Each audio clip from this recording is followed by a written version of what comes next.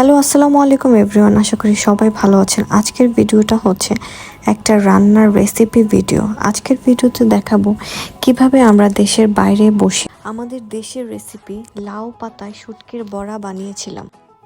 রেসিপিটা শেয়ার করার আগে আমি আপনাদের সবাইকে আমাদের ভেজিটেবল গার্ডেনটা ঘুরে দেখাবো।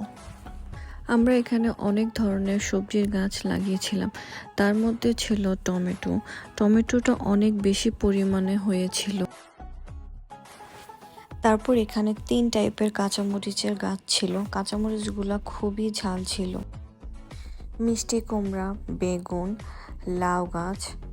বাই দ্য ওয়ে, বাংলাদেশ থেকে নিয়ে আসা কচু গাছ লাগাতেও কিন্তু আমরা ভুলিনি।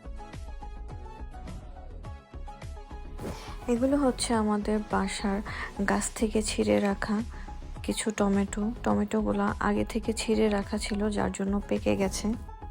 এখন সোজা চলে আসি রেসিপিতে।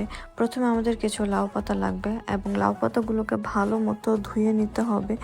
ধুয়ে পানি ঝরিয়ে সেগুলোকে টিস্যু দিয়ে মুছে রেখে দিতে হবে। এখানে লাউ পাতার ভিতরে দেওয়ার জন্য শুটকির ভর্তাটা রেডি করে নিতে হবে।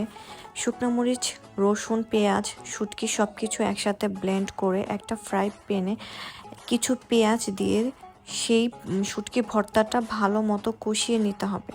তারপর লাউ পাতার ভিতরে শুটকির ভর্তাটা দিয়ে ভালো মতো করে ফোল্ড করে হালকা তেলে ভেজে নিতে হবে।